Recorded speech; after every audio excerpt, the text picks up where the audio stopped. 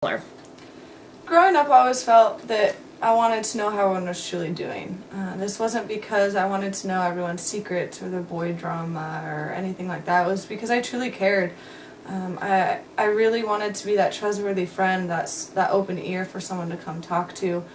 As the years went on, the circumstances continued and events got more serious, but I continued this relationship with those around me. When I got into college, my eyes opened up to all the opportunities and possibilities out there, and I always knew I wanted a lifestyle in helping others, and that always led me to being a police officer. But when I had the opportunity to do my internship at the local youth facility, this is where I truly fell in love with my future and this career.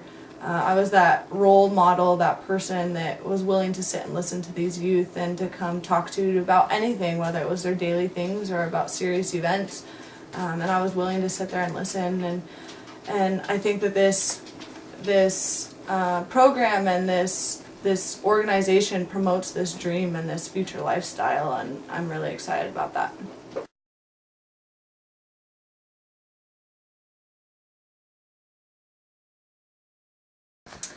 When I talked to people around me, 3 positive characteristics that came back was, 1, that I see the best in myself and I see the best in other people, that I'm a selfless leader, and that I'm always willing to help. When it comes to seeing the best in myself and others, I think it's really good to, no matter what the situation is, no matter what's going on, you can see a positive outcome or a positive moment in the situation to make things better. A selfless leader has come from my volleyball career over the years and my role as a captain, both on and off the court. I've been taught that being a captain, I'm actually at the bottom of the totem pole, not at the top, so that everything I do benefits those around me and makes those around me even better. Always willing to help. An example of this would be up in Fairbanks. I met one of my good friends, Ryan, and she's a dog musher, and before I knew it, I was out in the middle of nowhere in Alaska and handling on a 300-mile dog race that I had no idea what I was doing in, but I was willing to step out of my comfort zone and help her because she was needing that extra help. 3 negatives that come to mind when I think about this question, when I talk to others around me, is 1, that I can't say no when people are needing help. I have high expectations, and this can be a positive and a negative, and between those 2 I have hurt a few, not many, but a few relationships and myself at times. Not being able to say no to people can be hard because at any one moment there could be 3 or 4 people asking for my help, and instead of focusing on one and being able to politely say no to the other 3, I try to exert myself to all 3 of them and give them all my 100%, and it ends up not working out as well as I hope it would. High expectations, they have gotten me a long ways in my life and have gotten me to accomplish a lot, but at the same time I can be extremely hard on myself and disappointed at myself and others around me if it's not quite what I hope it would end up being. Both of these, again, can be detrimental to myself and those around me once in a while if I'm extremely hard and I'm not taking a step back and realizing the end result is bigger than the moment right then.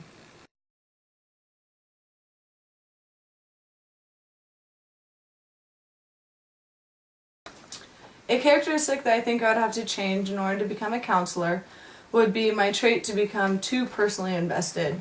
Whether it be a client or a family member or a friend that comes to me about a situation or a problem, those tend to consume my thoughts. Before I know it, they tend to take over, and I tend to prioritize them over myself and my own life.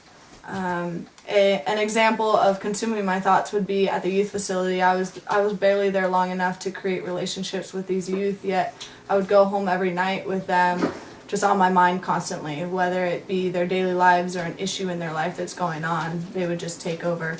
A positive outcome of this, though, would be back to my volleyball, being their captain, being their teammate.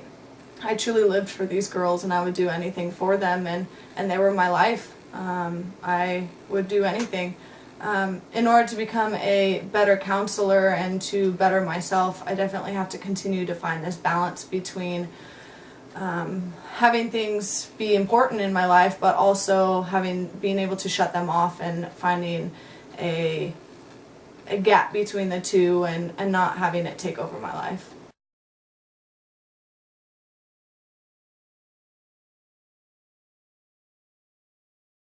Due to my educational background in criminal justice, I have really focused on youth and teenagers, and I've tend to enjoy that aspect of things.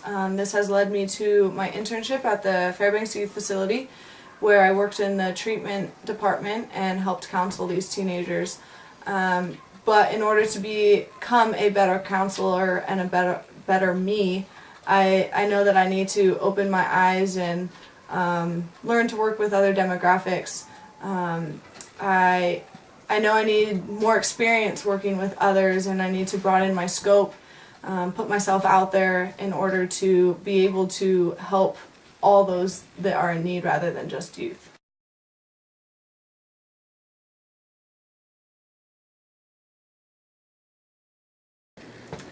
What I worry most about is the huge commitment, not only for the next 2 years, but for my future. At 22, this is a huge decision about who and what I want to be. I know I want to be a counselor. I know I want to help people. I want to be that beneficial influence, that role model for them. But being a counselor is no easy profession. I know some situations will be difficult to resolve and may not even have the desired outcome.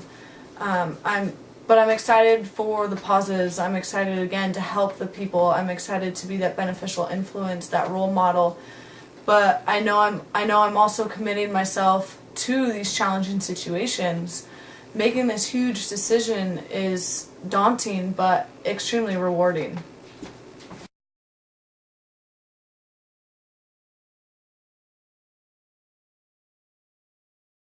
Hi Monica, and welcome.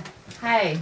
So first things first, we're going to go over my confidentiality agreement. That's basically whatever you say in here is between you and I. The only time it's not is if legally I have to bring it to the police because someone's hurting you, you're hurting yourself, or thinking about hurting others. Does that sound okay? Sure. Okay, here's a copy for you of Thank that. So perfect. Today as we go, it's basically just between you and I. We're going to discuss our relationship, who you are, your past, sort of, just kind of get into so I know who you are. Does that sound good? Okay, sure. Okay, so why don't you just kind of tell me about yourself a little bit? All right. Well, I'm 20 years old. I am an event coordinator with a high-end hotel here in town. I've been married for about 5 years. I've been doing event coordinating for 7 years. My husband is a bank teller locally as well. Mm-hmm. Event coordinator. That sounds like a lot of work. Yeah, it's a pretty stressful job. Like I said, it's a high-end hotel, so we have a lot of very ritzy clients, I guess you could say. Mm-hmm. They're usually pretty demanding in what they want, very exacting. Yeah, a lot going on during your days. Yeah, you gotta have your game face on pretty much all the time. Yeah. So, how long have you been in this field? I guess I've been doing the event coordinator position for probably about 6 years. I started out at a lower level position a year before that, and then got introduced to a higher level position from there. So pretty stressful. Yeah, I mean, I have some really great coworkers. We have a lot of fun together. We usually go out several times a week and blow off some steam. Mm-hmm. That's good. Do you still enjoy it while you're at work? I do.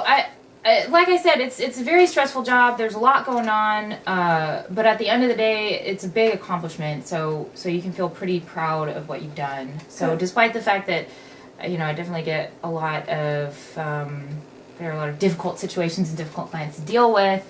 I do think at the end of the day, I still enjoy my job. But yeah, I mean, it is very stressful, and I guess I have been kind of drinking a little bit more than I usually do. And the other night when we were out, maybe a few weeks ago, one of my coworkers had brought some Coke with them, and so we've kind of been doing that as well as just kind of a way to party and let loose. And have a good time. So you're using it as like a stress reliever, sort of, to let your day Yeah, go? yeah, just kind of Yeah. let your hair down, forget about the crazy clients that you had to deal with, Mhm. that kind of stuff. So. And how about your husband? How is he playing into this role? Well, I hadn't really told him about that. I didn't really think it was a big deal, in all honesty. But he found out from one of my friends who just kind of casually mentioned it, and he was actually pretty upset about it, which is why I'm here. In the first place, he doesn't like how much I'm drinking. He doesn't like that I'm doing drugs, and so he kind of gave me an ultimatum: either I come to counseling and figure this out, or he wants divorce. So Yeah, that must be really hard. yeah, and honestly, it's just even more stressful dealing with this like that because of the way that he put it, and it doesn't really make me want to drink less or do drugs less. It just makes me want to do it more. Yeah, more stress on you. Yeah, exactly. So it's been kind of tough. Has your communication between you two always been this way, that you kind of felt like it was better for him to not know? Well, you know, when we were dating and in the early years of our marriage, we talked a lot. We were really best friends. We were always there for each other. We could talk about anything. But in the past couple of years, we've just kind of become distant, and it's been a little more tough to communicate. And I just feel like I come home at the end of the day and I've got my things to deal with that he doesn't necessarily have time for or doesn't understand. And he comes home at the end of the day and he's tired and doesn't really want to talk that much. So no, it hasn't always been like this. It's just been recently that we've kind of been moving apart from each other, I guess. Both on two different pages, basically. Yeah. Okay. Yeah, two different chapters. Yeah. Really. Yeah, it sounds like you feel that this is your only way to relieve your day and to calm down at the end of the day and let loose. Yeah, that, and I guess, you know, the people I'm working with, we all are kind of doing the same thing. We're dealing with the same stressors, and so we go out together and we talk about it and have a few drinks and do some recreational drugs, have fun, you know? And, he just doesn't really seem to understand that. Yeah. And he doesn't seem to have time to talk to me about it, even though he doesn't want me to do these things. Yeah. So, I don't know. Well, sadly, our time is up today, but I thank you for coming in, and I felt like you were comfortable and you opened up to me, and I think that's huge. I think it takes a lot of strength and courage to come to talk to someone strange and to open up to them and feel comfortable. How do you feel after today? I feel fine. I'm here because of my husband. He's kind of the one that wants me to seek counseling, and we started out as best friends. So I don't want to get a divorce. So yeah, I don't know. I guess it could be beneficial. Well, I'm proud of you for that, and I think that's a really good start. I think it would be really beneficial for you and I if you came twice a week. Do you think you can make that work? I'll have to check my calendar, but typically Tuesdays and Thursdays, early evening, I'm not super busy, so I may be able to schedule you in. Awesome. I think we can make that work. And again, thank you for coming today, and I think we're going to have a great future and a good few hours a week here. Okay, thank you. Thank you, Malco.